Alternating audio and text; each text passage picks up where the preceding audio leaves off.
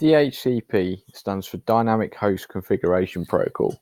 So this is a protocol used to provide quick, automatic and central management for the distribution of IP addresses within the network.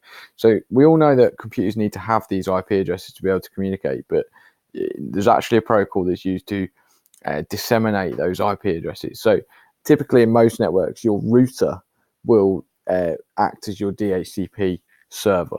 So your router is one of the things that it does. It will give out the IP address to everything on your network. So in my home network, my router does all that for me.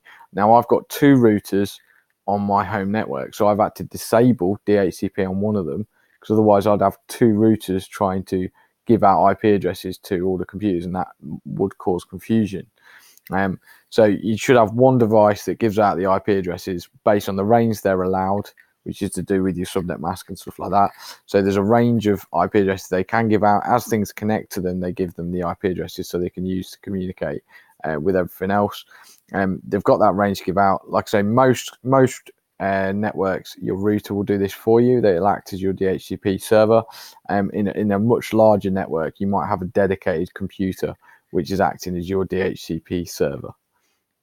But DHCP server is just this idea of the distribution of the IP address within the network.